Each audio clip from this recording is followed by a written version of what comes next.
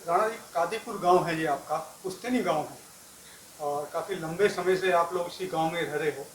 तो ये हवेली आपकी कितनी पुरानी है और इस हवेली के अंदर ऐसी क्या खास बात है जो आपको अपने पूर्वजों की याद दिलाती है? हम जो है 1600 ईस्वी के आसपास गांव कादीपुर में आए खेड़ा कलां से। उस वक्त ये दो हवेली बनी। एक हवेली को 200 वर्ष से अधिक हो गए हैं और ये हवेली जो है 50-60 वर्ष उसके बाद में बनी है। ये हवेली आज दिल्ली में ऐसी बहुत कम हवेलियां बची हैं। पहले बहुत होती थी लेकिन लोगों ने इसको तोड़कर नए मकान बना लिए हैं और अब मेरी जानकारी में आसपास में शायद ही कोई ऐसी हवेली नहीं है। जहाँ तक इसकी खासियत की बात है कि हम ये बात करें कि ये जो इसकी एक तो छत आप देखेंगे 15 फुट से भी ऊंची है।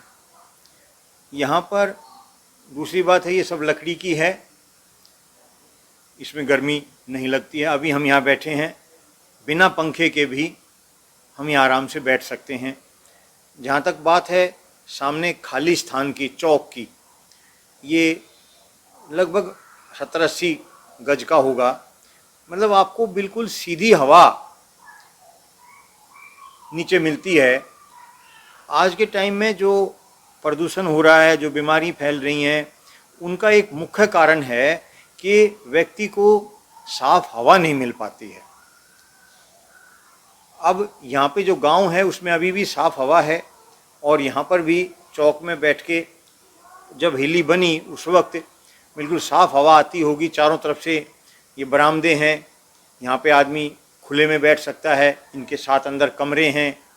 तो ये एक सामूहिक परिवार होता था, सामूहिक परिवार रहता था और उसमें हर एक तरह के जो समस्याएं थी उनका आपस में चर्चा करके, आपस में विचार विमर्श करके उनका समाधान भी यही निकल जाया करता था। बड़ा परिवार एक साथ रहता था, उसके ये फ़ायदे होते थे। अब जो है सब परिवार अलग अलग हैं, सबकी अपनी अपनी समस्याएं हैं।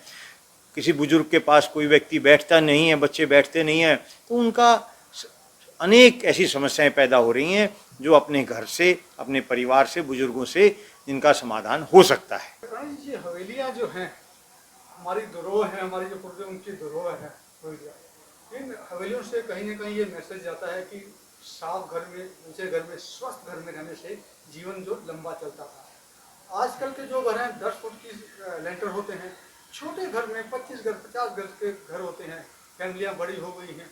तो कहीं ना कहीं आपको लगता है तालमेल नहीं बैठता, इस कारण आज बीमारियाँ ज़्यादा होती हैं। पहले बड़े अच्छा परिवार रहता था, साफ और सुंदर परिवार होता था और स्वस्थ परिवार होता था। बिल्कुल यही जो मैंने पहले कहा वो यही बात है कि छोटे घर में साफ हवा नहीं आ पाती है। परिवार साथ ना रहने से जो एक दूसरे से समस्या का समाधान हो सकता था, चर्चा करके पहले पूरे परिवार एक साथ बैठते थे। किसी की कोई समस्या होती थी, किसी के सामने कोई परेशानी होती थी तो वो एक दूसरे से चर्चा करता था।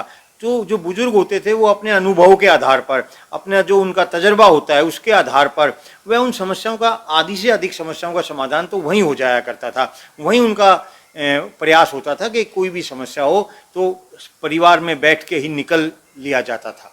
राणा जी, कभी खाली समय होता है तो आप इस हवेली में आते हैं तो क्या यादें आती हैं? मतलब बैठते क्या सोचते हैं हवेली में आते? देखिए, पहले तो मैं ये बताना चाहूँगा कि ये दो हवेली हैं। दो हवेली में लगभग 400 साल से ज़्यादा का हमारे परिवारों का यहाँ रहते हुए हो गया। ये दो हवेली में मैं एक ऐसा अकेला व्यक्ति हूँ जो दोनों हवेलियों में रहा हूँ। मेरा जन्म दूसरी हवेली में हुआ है, जब फिर उसके बाद हम बाहर चले गए, फिर उसके बाद हम इस हवेली में भी रहे हैं। जहाँ मैं अभी बैठा हूँ मैं कई वर्ष इस हवेली में भी रहा हूँ। तो पूरे कादीपुर में मैं अकेला ऐसा व्यक्ति हूँ जो इन दोनों हवेलियों में रहने का मुझे सौभाग्य मिला है। देखिए, ये पूर्वजों की जो एक धरोहर है, जो हमारे पूर्वजों की इतिहास है, जो उनके कार्य थे, जो वो याद आते हैं कि कैसे कैसे उन्होंने कितने बड़े बड़े कार्य किए।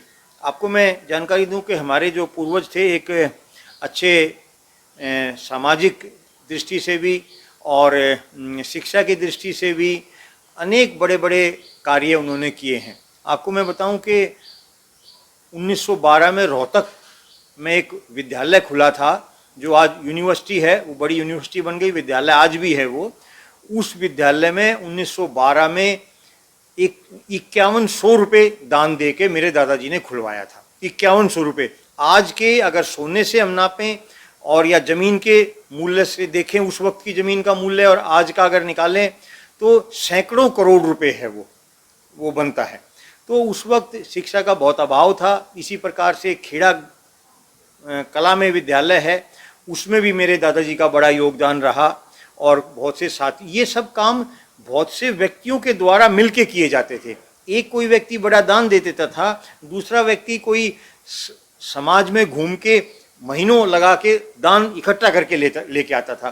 तो उन दोनों का महत्व, भले ही पैसा देने वाले ने ज़्यादा पैसा दिया हो, लेकिन जो श्रम करने वाला था, जो महीनों महीनों गांव में घूम के पैसा इकट्ठा करता था, उसका भी श्रम कम नहीं था, उसका भी योगदान कम नहीं था। और ये सब इसी तरीके से उस वक्त विद्यालय, खेड़ागढ़ी का विद्यालय भी बना हो, चाहे रोहतक का बना हो, चाहे और भी कोई काम हुए हों, वो इसी प्रकार से मिलजुल के होते थे। अच्छा, अगर मजबूती की बात की जाए, ये हवेली आपने कहा 150 साल पुरानी है, 400 साल पुरानी हवेलियाँ हैं आपकी? नहीं, 200 से ज़्यादा, 200 से लगभग, थोड़े से ज़्यादा। तो अगर मजबूती की बात की जाए, आजकल के जो मकान हैं, जो हवेलियाँ पुरानी हैं 200-300 साल वाली, तो क्या मटेरियल लगता था, मजबूती का क्या कारण है? देखिए, ये इसमें जो आज सीमेंट वगैरह लगती है ना, ये नहीं लगता था। उस वक्त उसमें चूना लगता था, जो एक चूना आज हम कई पान में खाया जाता है या कई तरह से इस्तेमाल करते हैं, दवाई के तौर पे भी इस्तेमाल करते हैं। तो उस चूने को पीसा जाता था। ऐसा एक यहाँ पे कोल्हू होता था, हमने तो नहीं देखा, लेकिन बताया जाता है कि ये हवेली बनी, ये सब इसका जो पत्थर आया वो राजस्थान से आया है। और इसका बड़े से बड़ा पत्थर जितना भी ये देख रहे हैं, तो 6-6 फुट के, तो 100 से अधिक जो पत्थर हैं वो 6-6 फीट के लगे हुए हैं, 8-8 फीट के लगे हुए हैं। तो ये सब उस वक्त जयपुर से आया है, राजस्थान से आया, कुछ धौलपुर से आया है। तो कितनी मेहनत करके बैलगाड़ियों में ये पत्थर वहाँ से आए हैं और फिर उनकी पिसाई होती थी, फिर उनका चूने में मिलाई होती थी। ये जितनी भी दीवारें हैं, ये सब चूने से बनी हुई हैं। और चूना अपने आप में जो हम शरीर के लिए भी कितना लाभदायक है, ये सभी लोग जानते हैं। तो ये चूने से बनी हुई है, इसके अनेकों फ़ायदे ये हैं कि इसमें किसी प्रकार की बीमारी नहीं फैलती। आज के सीमेंट में जो किसी प्रकार का जो कोरोना का संक्रमण हो जाता है, ये हो जाता है, इसमें किसी प्रकार का इस तरह का नहीं होता है। ये जो हवेली है आपकी पूर्वजों की हवेली है, इस हवेली की अगर बात की जाए, काफ़ी पुरानी हवेली है, और आज जिस घर में आप रहते हो, तो क्या फ़र्क देखते हैं? जैसे कि ये एक बहुत पुरानी हवेली है, तो इसकी जो छतें हैं बहुत ऊंची हैं और बाहर आपका घूमने के लिए बरामदा बहुत बड़ा है, जिससे हमें ये प्योरीफाइड एयर मिलती है। हमारा जो आसपास पॉल्यूशन है उसकी बहुत कम रहती है, हमें साफ़ हवा मिलती है। साफ़ हवा मिलने से हमारे जो शरीर में बीमारियाँ आने के चांसेस बहुत कम रहते हैं। जैसे कि यहाँ मैं अपने बचपन में रहा था, तो आसपास के सब बच्चे हम साथ बैठ के खेलते थे, खाते थे, बहुत सारी चीज़ें करते थे। कुछ भी समस्या आए, कुछ भी आए, तो बड़ों से उस पर सलाह लेते थे, जो कि आजकल बहुत कम हो गया, क्योंकि न्यूक्लियर फैमिली बन चुकी हैं। जॉइंट फैमिलियाँ आराम से सेग्रीगेट होती जा रही हैं और उनकी जो संख्या है वो बहुत कम हो चुकी है। कारण क्या है इसका? सबका अलग अलग परसेप्शन है, सबके अलग रिक्वायरमेंट्स है। बहुत सारे लोग शहर की तरफ माइग्रेट कर गए हैं, क्योंकि शहर में जॉब्स हैं, उनके स्कूल्स हैं, अच्छी फैसिलिटीज़ हैं यहाँ के कंपेरिजन में, तो वो लोग प्रेफर करते हैं वहाँ रहना। जाहिर सी बात है, स्वास्थ्य को छोड़ के वो फैसिलिटी जो आज की, हाँ, उसके उनकी बात की जाए और इनकम की बात की जाए, या आपको और भी जो चीज़ें उनके लिए हेल्थ प्राइमरी फैक्टर नहीं है, उनके लिए फर्स्ट प्राइमरी नीड कह लो या फैक्टर वो और चीज़ें हो गई, फैसिलिटीज़ हो गई, इसलिए वो बाहर की तरफ जा रहे हैं। यही कारण है बीमारियों का कि भाई लोग स्वास्थ्य को छोड़कर जो दूसरी चीज़ें, या हम कहें भी बाहर के देशों में जो चीज़ें आ रही हैं, आधुनिक चीज़ें हैं, उनकी तरफ भाग रहे हैं। हाँ, अगर आप देखे जाए तो हेल्थ की जो हमारी बेसिकली फर्स्ट प्रायोरिटी हेल्थ होनी चाहिए, क्योंकि हेल्थ इज़ वेल्थ। अगर हम स्वस्थ हैं तभी हम किसी भी चीज़ का एंजॉय या काम कर पाएंगे। अगर हेल्थ ही हमारी ठीक नहीं है तो हम कुछ भी काम नहीं कर पाएंगे अच्छे से। लेकिन लोगों की प्रायोरिटी अब हेल्थ की बजाय इनकम, पैसा, स्टेटस और बहुत सारी चीज़ें वो हो गई हैं। अगर वो वापस आए अपनी हेल्थ की तरफ, तो उनके लिए बहुत अच्छा होगा। अच्छा, परिवार में जो प्यार कम होता जा रहा है, ये भी मेन कारण है। जैसे आपने कहा हमारे बड़े बुजुर्ग हमारे साथ बैठ के अच्छी बातें बताते थे, वो कहीं ना कहीं दूर हो गया, क्योंकि अब शहर में या बाहर सिटीज़ में सब न्यूक्लियर फैमिली है, तो people don't know each other, तो उनके लिए एक वो उनके अंकल हैं या फिर उनके रिलेटिव नहीं है, वो इनके उनके जानने वाले हैं। और जैसे कि अगर आप गाँव में बात करें तो जॉइंट फैमिली में सब हमारे चाचा ताऊ गया, हमारे दादा होते थे, तो उससे बहुत फ़र्क पड़ता था। तो कहीं ऐसा भी है कि भाई आज की जो यंग फैमिली है वो इंटरफेयर नहीं चाहती पुराना अपने बुजुर्ग। थोड़ा बहुत चेंज ऑफ परसेप्शन कह लो या इवोल्यूशन आ रहा है, सब लोग अपने इंडिपेंडेंट लाइफ जीना चाहते हैं। थोड़ी बहुत इंडिपेंडेंसी होनी भी चाहिए, लेकिन दोनों का एक मिक्स जो होता है, मिक्स फॉर्म, हाइब्रिड फॉर्म जिसे कहते हैं, आप अपनी पुरानी रूट्स को भी पकड़े रहिए और थोड़ी थोड़ा इवॉल्व भी होते रहिए।